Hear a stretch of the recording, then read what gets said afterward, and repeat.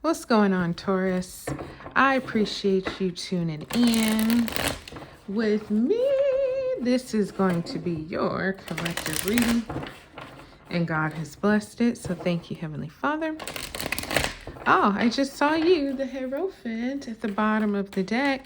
What I need for you to do is apply this best to your situation, your circumstances, your statuses, whatever you got going. Let this reading speak to you. Hopefully it gives you some clarity and answers.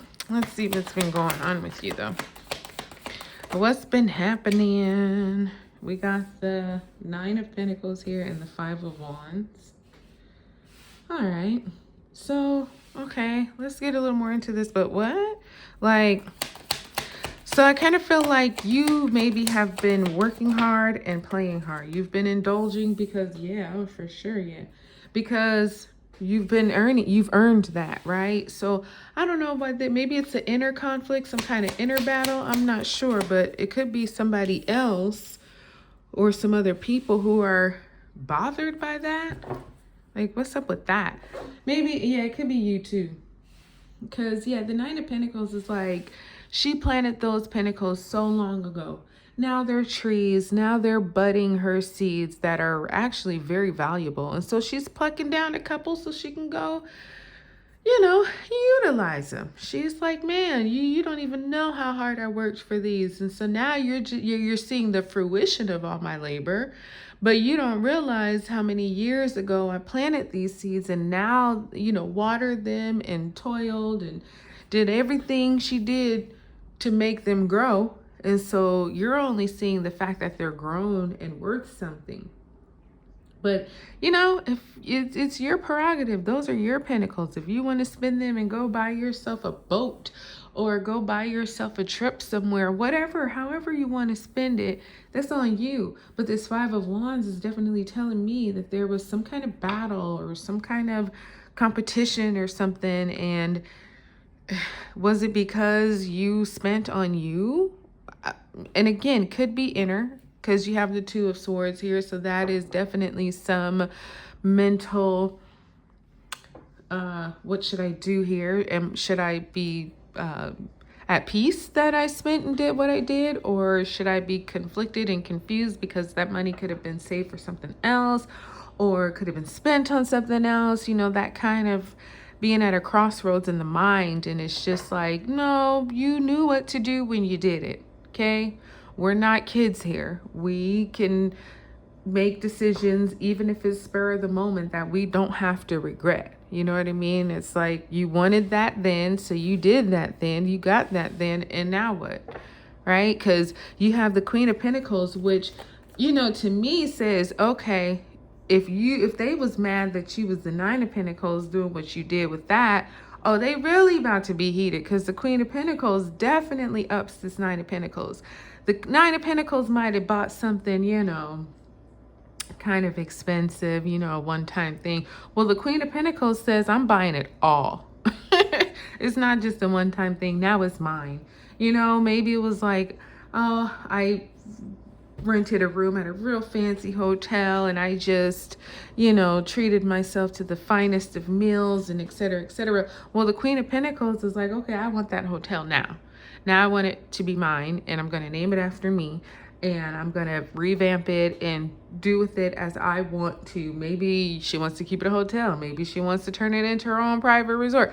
I don't know. But that's her business, right? So I feel like if it was something they was mad about, they really finna be upset. Because the Queen of Pentacles is about, she was the Nine of Pentacles a few years ago. But again, that hard work, that effort, that consistency, she's now reached queenship, queen level. She's high level. So here's my thought. In the order of the tarot, you have the Emperor, who's the highest card. He's the Emperor, rules his own empire. You have his wife, the Empress. The third highest card to me is the King of Pentacles, because he is the Emperor soon to be. So fourth would be his wife, the Queen of Pentacles. This is money. This is status. This is power. They're not quite to the majors yet, but they're one step away. And so the Queen of Pentacles, she's like, yeah, she works hard just like the Nine of Pentacles, but she works harder. And so therefore she plays harder too. And sometimes her playing isn't like, wild, lavish living. Sometimes it's just dropping a bag. You know what I mean? That's like, whoa, you just spent 6-7 figures on something. I'm being drastic, but it is like that, And with the Ace of Wands here, it's something that she's really inspired by. Like I say, it could be something she went to do as a guest, and now she's like, oh no, I need ownership of this now. Because the Ace of Wands is that fiery, that passionate. I'm so inspired. I'm about to really kick it up. I'm about to really change the game.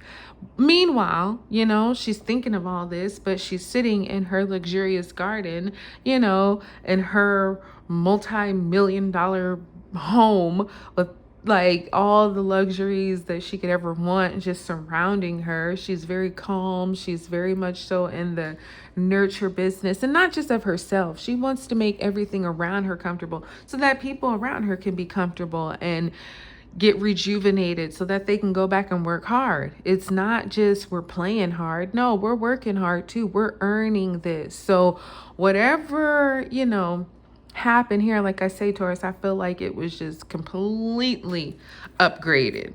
And yeah, it's exciting because it's like, like I say, if that was good, this is about to be freaking fantastic. And the Queen of Pentacles, she's at ease. She's letting these thoughts just simmer, and she's giving it more effort into, what it could be. So this is like real top-notch, high-level type stuff right here. I'm impressed. I don't even know what the heck it is.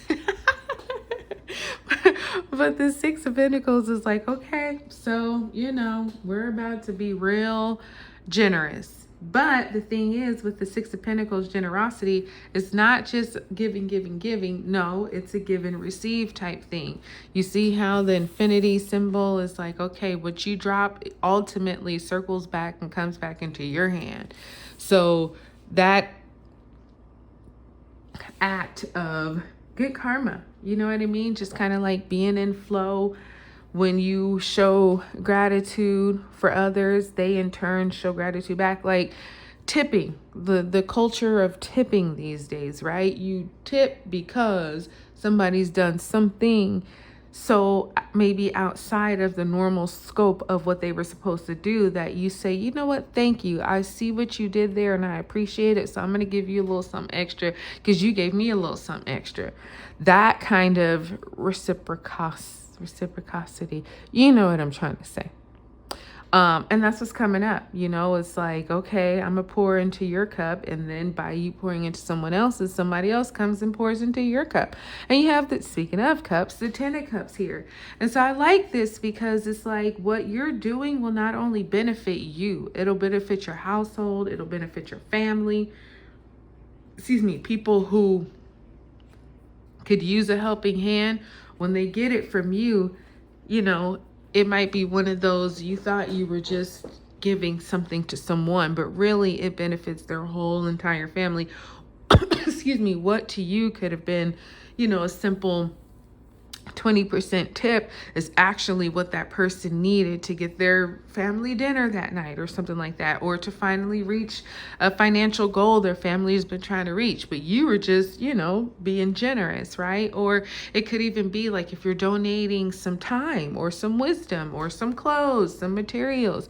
It's like whatever that is that you're giving really blesses not just the individual, but the whole family unit. This could be some kind of divine connection that you don't even realize how far it's going. It's like you're blessing a community, and in turn that community will bless you too. So it's like, these small or maybe large acts of kindness, you just don't know how far they go sometimes. And I see it in this case really being a blessing to whoever and also a blessing to you. And over here you got the Chariot. So it's like, yeah, you're on the path to success and nothing's going to stop you. That's who the Chariot is. God has given him a purpose and he will reach it. So triumphant and determination, you know, meeting here with the Chariot, and he's unstoppable, as are you. So that's what I have for you, Taurus. I hope this one blessed you. Like, subscribe, share. I'll talk to you soon.